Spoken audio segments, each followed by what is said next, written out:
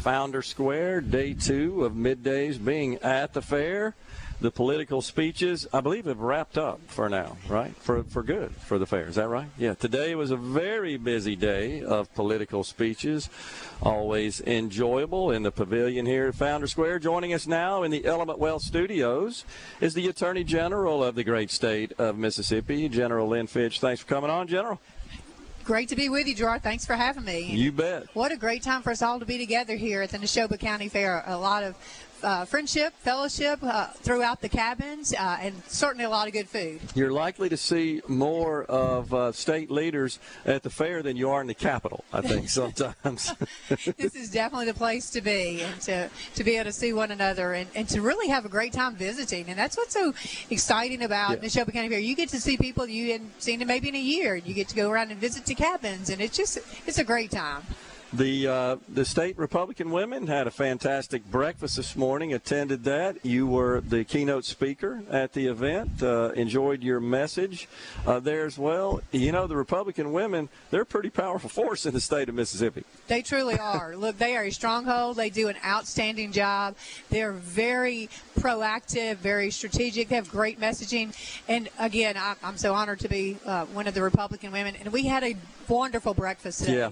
Huge crowd, and I'm very grateful for them. They collected donations for the pregnancy center here in Philadelphia, and that just speaks volumes as we assist and help these centers. We've got about 30 across the state. Yeah, we just talked about that with the speaker and the governor about the tax credit bill that was passed and implemented, which essentially means that a Mississippian who pays income taxes in Mississippi can donate to one of these centers, and it's a dollar-for-dollar credit offset up to a certain amount. I think $3.5 million is what we allocated into that. So the governor and the speaker, at least I didn't talk to the lieutenant governor about it yesterday, but they're on board with increasing that amount. I think that's important as well. These pregnancy centers are critical. And what's crazy, General, is that you got Liz Warren at the federal level wanting to completely eliminate any participation in Title X and some of the other funding that comes from the federal level for these pregnancy centers. It's insane.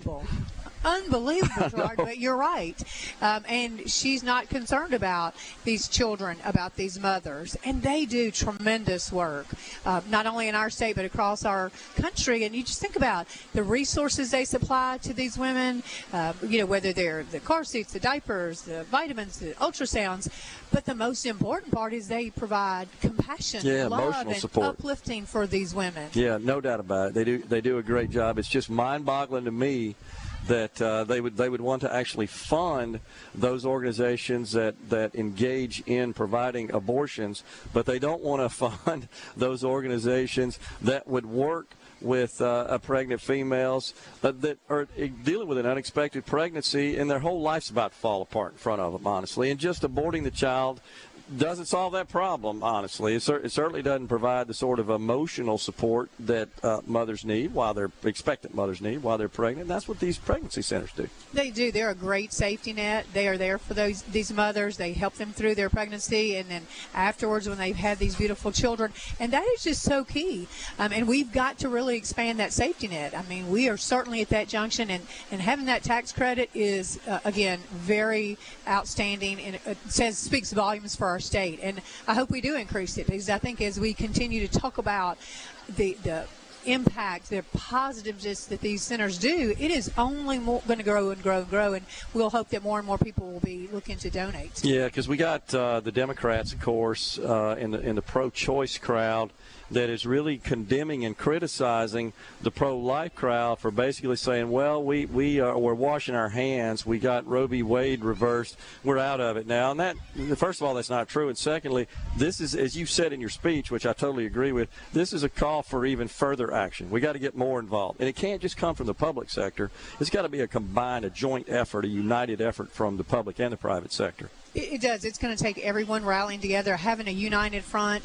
I mean, look, to overturn Roe v. Wade, 50 years, it's just amazing. Never what a historic moment. Yeah, I mean, we probably thought we'd never see this into that magnitude.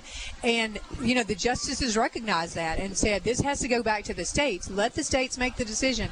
It's not going to be in 9 unelected justices' court to do that. So give it back to the legislators, give it to the governors, and allow them to navigate the will of the people. Yeah. And so it's exciting that we now have the will of the people who get to drive this. And we now have the opportunity, and we have to really seize that, Gerard. We have to be ready, and it is a call of action, to make some very strong, bold decisions, action that support these women and their children. Yeah. So are you going to be working with the legislature on some specific bills or measures you have in mind, General, coming up on this? Absolutely. Yeah, and as we've talked about, and there are some big ticket items that need to be reviewed, certainly some new legislation posted up to help in the public-private sector all along. I mean, we do have to talk about the workforce. We've got to talk about flexibility in scheduling, maternity leave, paternity leave.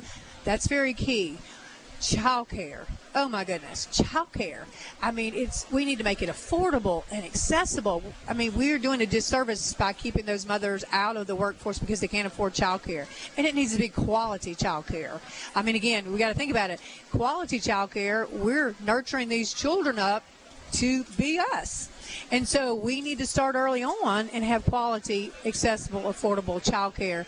And we were talking earlier, about how expensive it is. Yeah. And if it costs more to send a toddler and an infant to child care in 1 year than it does to send a student to one of our fine universities and colleges for a year, that is inherently wrong. So we've got some lifts, and we need to change that. We need to be willing to step out there. And those are going to be key components that we need to address. Look, and another big ticket item is child support enforcement. Oh, my goodness. We have got to stop and make those fathers equally responsible for the financial hardships for these children, because they are equally responsible for the child getting into this world. Sure. But the good thing is, if you are engaged and as a father you pay child support and you know you're going to be paying child support, then you're invested in that child. Yeah.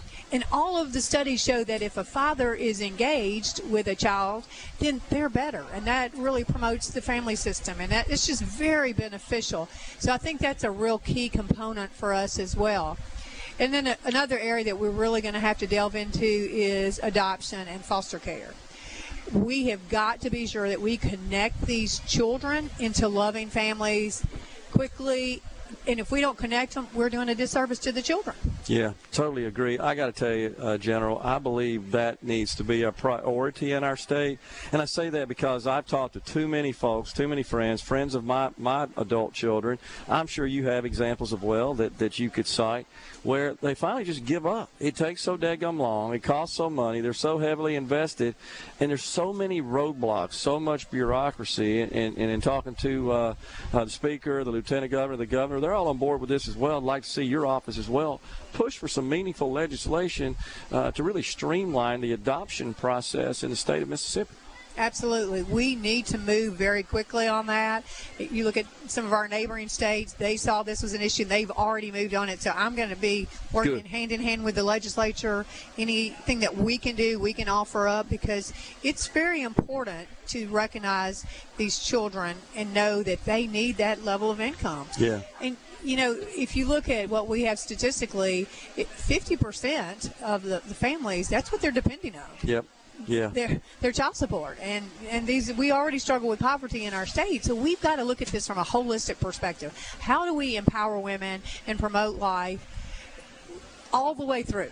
All the way as we educate these children, as we take care of them, as we want them to become great, outstanding citizens of the state, we have to be involved in helping them along the way. From as you said, the public and the private. I mean, what a valuable time for us to unite and have a coalitions, partnerships that believe in what we're doing and believe in that child. It is probably no better cause, no greater cause for an example of where the private and public sector can collaborate on addressing a serious problem. This is time to do it. And, of course, that includes the religious community as well. And I think we have such a fantastic, such a generous and caring and passionate religious community. I think they're going to step up. I really do. I do, too. Look, the faith-based organizations in our state are fantastic. Yes. I think we're going to see them be even more involved. And, again, this is truly a case where God selected the Mississippi case. Yeah. No question about it. Everything lined up and was definitely his plan. I think he still believes we move on to our next level of action. But I think you're exactly right. Our faith-based organizations have been so empowering, they have. so uplifting. I mean, all the way through. With love, with compassion, again, taking care of these mothers and these babies. And I think we will definitely see a lot more for them being involved. Look forward to a productive session. And, General, always good to have you on the program. Attorney General Lynn Fitch has been our guest on Middays. Thank you, General. Thank you. Great to be with you. Appreciate it. We'll take a break right here.